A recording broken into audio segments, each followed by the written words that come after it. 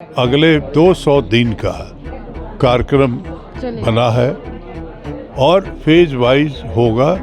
Next तैयारी होकर के जिला स्तर पर होगा। प्रधानमंत्री हमारे जिनको इस पे तुरंत संज्ञान लेके इस पे त्वरित कार्रवाई करनी चाहिए थी, उन्होंने आज तक एक कमेंट करना भी जरूरी नहीं समझा।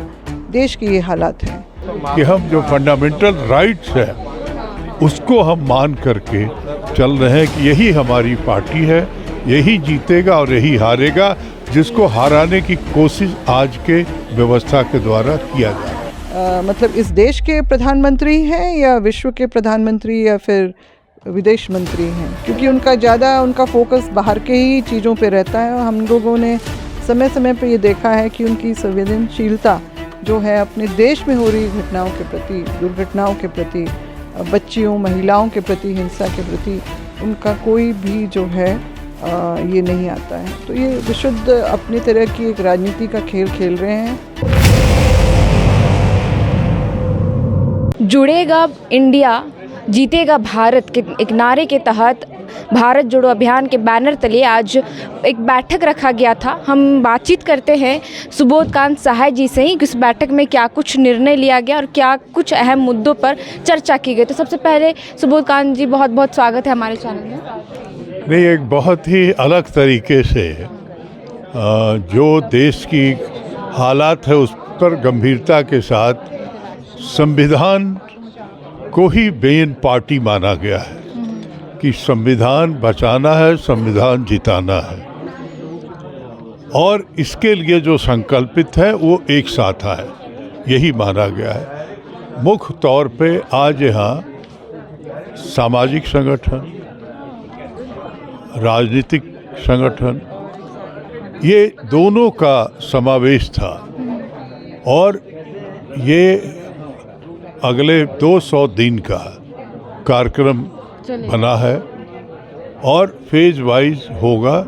नेक्स्ट तैयारी होकर के जिला स्तर पर होगा जो व्यापक होगा बहुत।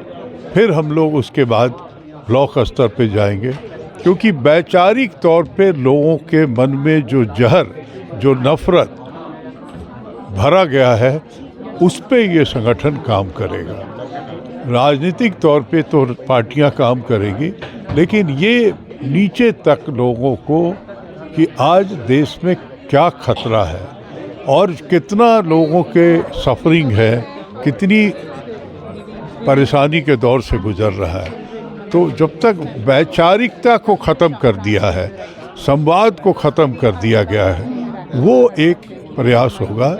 इस आज के जो आपने बैनर देखा उसी बैनर को लेके, लेकिन उसके पीछे आपने देखा कि हम जो फंडामेंटल राइट्स है उसको हम मान करके चल रहे हैं कि यही हमारी पार्टी है, यही जीतेगा और यही हारेगा, जिसको हराने की कोशिश आज के व्यवस्था के द्वारा किया जा रहा है। तो आज की जो पहली बैठक थी, ये लोकसभा चुनाव जो 2024 में होने वाले उस पर असर दिख। पूरे अपने कार्यक्रम को इन लोगों ने 14 भाग में बांट लिया है।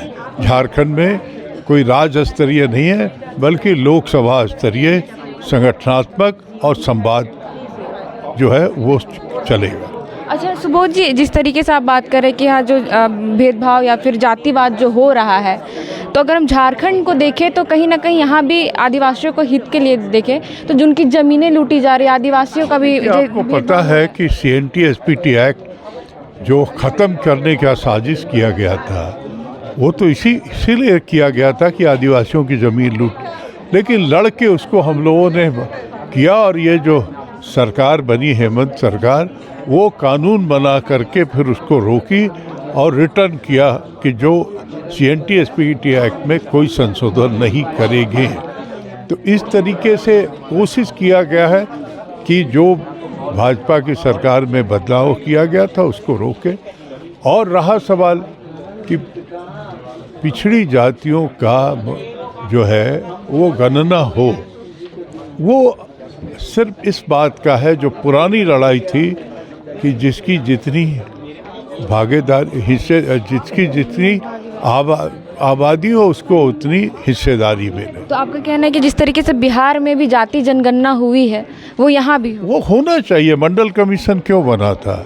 रिजर्वेशन क्यों हुआ था, तो वो और सफाई हो जाएगा कि किसकी कितनी आबादी है, उसकी उतनी हिस्सेदारी हो। तो बहुत बहुत धन्यवाद सुबोध जी हमारे साथ बातचीत करने के लिए। यहाँ पर पूर्व शिक्षा मंत्री गीता श्री उरांव जी हैं, हम उनसे भी बातचीत करते हैं कि आज की बैठक में जो मुद्दों को लेकर के जो चर्चा की गई है, हालांकि ये पहली बैठक थी, तो सबसे पहले तो आपका बहुत बहुत जोहार है। जोहार जोहार तो सभी को गीता जोहार। जी बताएंगे कि जो आज की बैठक में आगामी जो लोकसभा या विधानसभा चुनाव को लेकर के चर्चाएँ की गई, क्या कुछ था? देखिए, अभी जो देश में मौजूदा हालात हैं वो हम लोग सब कोई देख रहे हैं कि सामाजिक, राजनीतिक और आर्थिक रूप से कितना इस देश को निचोड़ दिया गया है।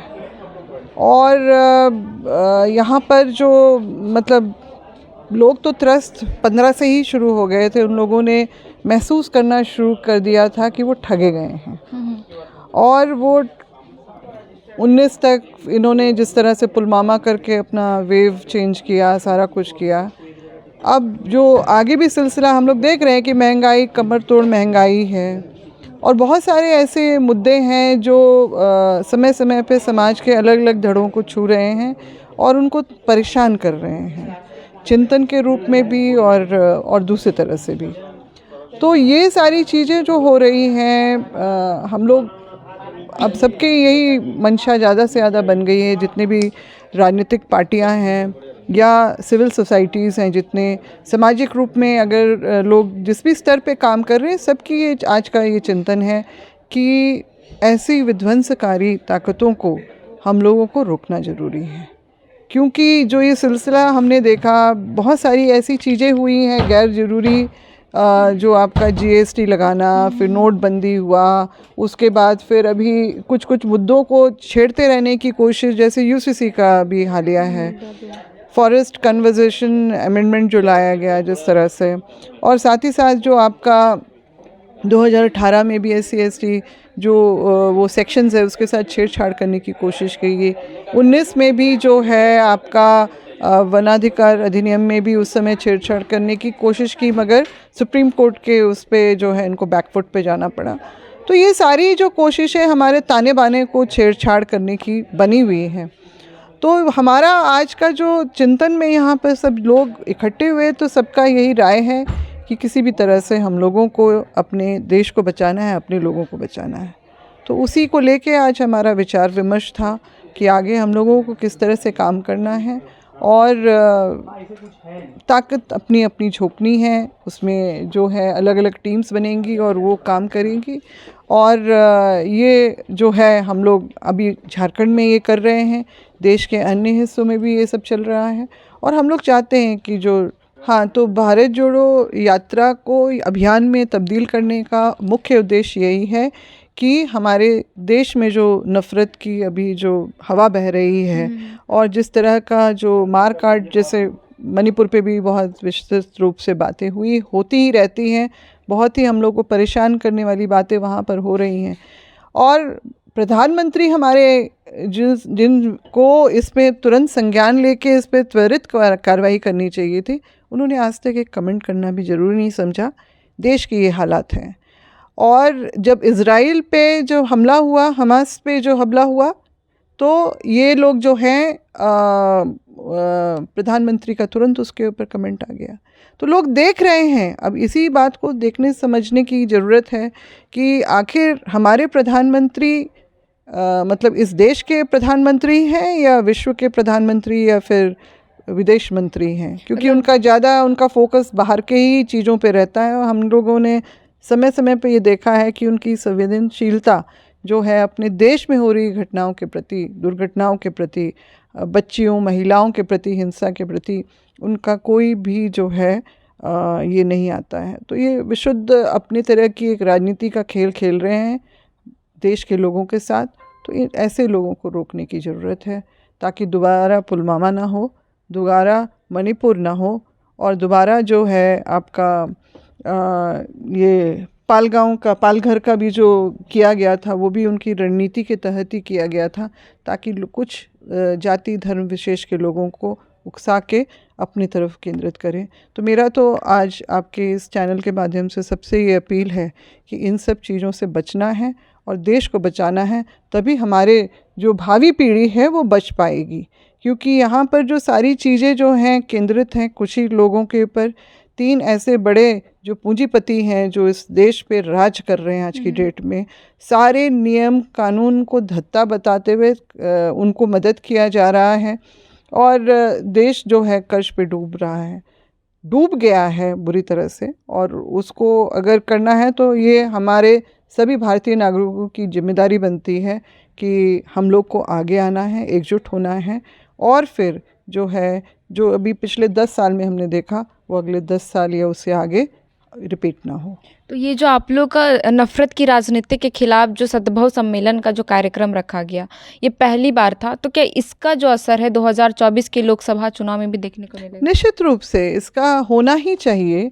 और हम लोग यही तो अपील हम लोग आम जनता आम लोगों से कर रहे हैं कि हर चीज़ को छोड़िए, देश की प्रगति उन्नति और जो सद्भाव का जो हमारा भाव हमेशा से बना हुआ था उस पर फोकस किया जाए। तो ये देश जो मोदी जी तो सिर्फ दावा करते हैं, वो सिर्फ मेरे ख्याल से वो एक हवा में उड़ाते हैं बात कि विश्व गुरु की। विश्व गुरु पहले भी था ये देश, आज भी है और आगे भी रहेगा, तभी जब इस देश की जनता जागेगी अपने हक अधिकार और जो संवैधानिक रूप से जो हमें मिले हैं उसको बचाने के लिए। गीता तो जी, समय की मांग है ये। गीता जी, जिस तरीके से अगर हम देखें, अगर चुनाव का जब समय आता है तो बहुत सारे मुद्दों को लेकर के आ जाते हैं, खासकर महिला को लेकर के मुद्दे, और महिला अपराध के जो मामले हैं लगातार बढ़ते ही जा रहे हैं, चाहे हम देश की बात करें या फिर राज्य की बात करें। तो इसको लेकर के आपकी जो ये राजनीतिक के खिलाफ जो सद्भाव सम्मेलन है वो किस तरीके से काम करेगा? नहीं, देखिए, महिलाओं की सुरक्षा और जो है उसके जो अधिकार सुरक्षित रहें, उसके मतलब जो जिस तरह की हिंसा हो रही है उसको रोकने के लिए। और क्योंकि हमने बहुत सारे ऐसे मौके देखे, पहले जो इनका जो फर्स्ट टर्म था उसमें भी इन लोगों ने महिला के ऊपर जो भी अत्याचार हुए तो उसके ऊपर इन्होंने कोई भी मतलब एक्शन नहीं लिया। और ज़्यादातर देखा गया कि इनके अपनी ही पार्टी के जो कदावर नेता वगैरह जहाँ पर सम्मिलित थे उनको नहीं किया गया। बहुत सारा, जैसे राजस्थान का जो हुआ था भवरी देवी वाला जो केस हुआ था, उसके बाद जो कठुआ में जो हुआ छोटी बच्ची के साथ, ये सारा कुछ जो हम लोग देख रहे हैं, फिर मणिपुर में अभी जो हो रहा है और हाथरस का कांड जो हुआ, इस तरह की बहुत सारी जो घटनाएं जो हैं मतलब लगातार होती हैं। मगर ये सब ने पूरे देश का और दुनिया का भी ध्यान खींचा है अपनी तरफ, मगर उसके ऊपर कोई इनका कोई भी एक संवेदनशीलता जो है वो झलकती नहीं है। तो लोगों को ये भी देखना होगा कि जो राजा कौन होगा, जो संवेदनशील व्यक्ति हो, जो इस देश की तरक्की के बारे में सोचे, महिलाओं की उन्नति और उनके संरक्षण के बारे में भी सोचे, और कानून और जो अलग अलग विभिन्न समुदाय हैं उनकी भी सुरक्षा, उनके संवैधानिक जो व्यवस्थाएं हैं उनकी सुरक्षा हो।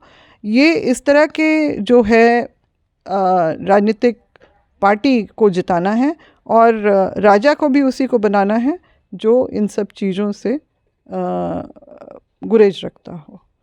तो बिल्कुल 24 का ये हमारे लिए अग्नि परीक्षा है, हम सबके लिए, और हम लोगों को जो है इसको पाटना होगा, सारी नफ़रत की जो है खाइयों को पाटना होगा, और साथ ही साथ जो है एक साथ हम लोगों को आगे बढ़ते हुए अपने बचाव में इसका काम करना है। ये डिफेंसिव है, ऑफेंसिव होते हुए हम लोग को अपना डिफेंस दिखना है।